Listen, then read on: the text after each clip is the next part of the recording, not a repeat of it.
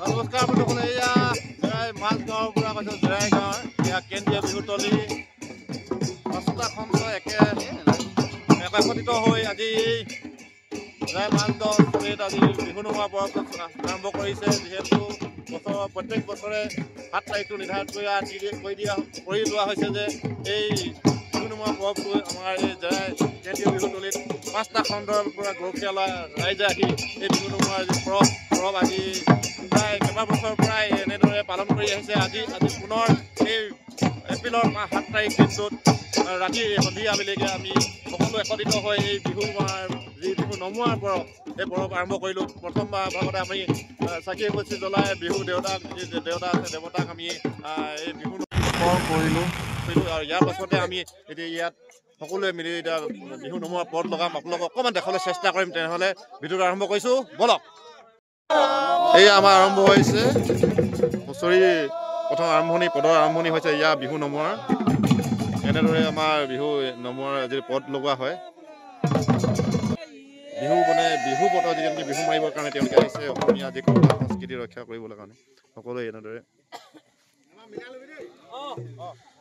আৰু আজি প্ৰথম হৈছে আখৰাও হৈছে, বিহু নমোৱা হৈছে। অকণমান খেলি মেলি হ'ব পাৰে, ডাইৰেক্ট নথৰিব ৰাইজ।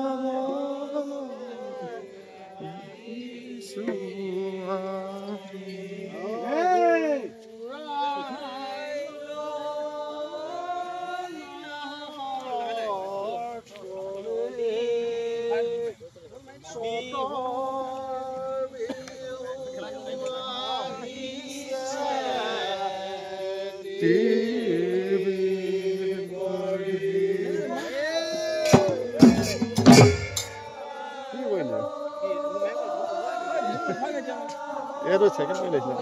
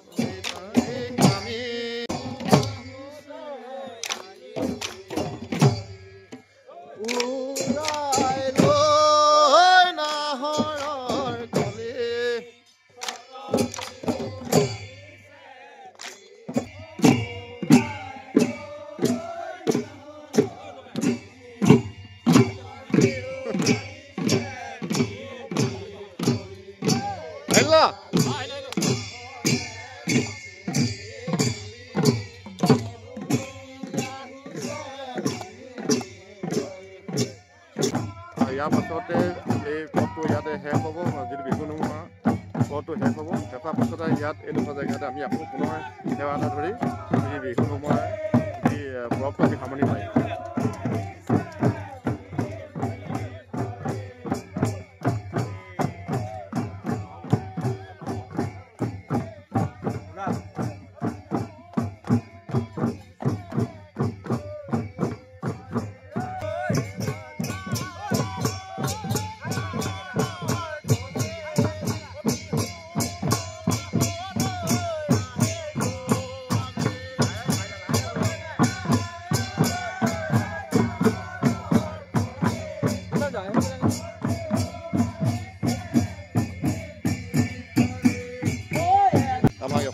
জাতি সংস্কৃতিটো ৰক্ষা কৰিবলৈ যে আহিব সেই দেৱৰাজনক আমি ইয়াৰ পৰা সেৱা কৰিম আৰু সকলোখিনি ৰাইজৰ সমগ্ৰ অসমবাসী ৰাইজৰ বাবে আমি আশীৰ্বাদ বিচাৰিম যাতে বিহুটো ভালে কুশলে যাওক আৰু অসমীয়া জাতিটো উন্নতি হওক।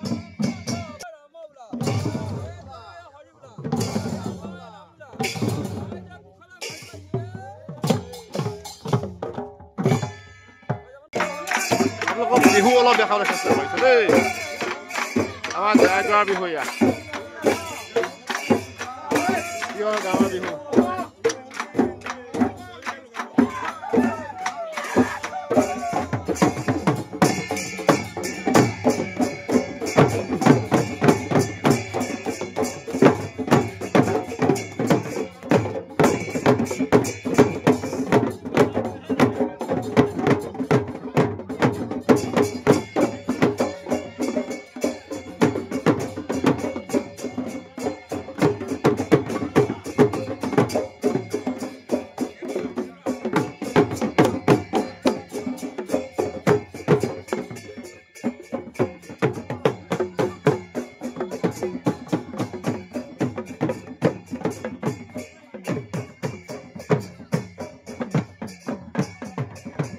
একেবাৰে শেষৰ পৰ্যায়ত আমি এনেদৰে মাহ প্ৰসাদ খাই বিহু আমাৰ আজি হোৱাৰ যি অনুষ্ঠানটো আমি সামৰণি মাৰিছোঁ।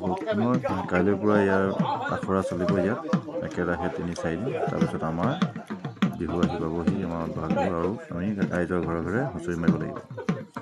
আজিলৈ যিটো এইখিনি সামৰণি মাৰিছোঁ আকৌ আপোনাৰ নতুন বিহুৰ ভিডিঅ'লৈ আহিম আকৌ আপোনালোকৰ সন্মুখলৈ। তেনেহ'লে আজিলৈ বা টাটা জয় জীৱ।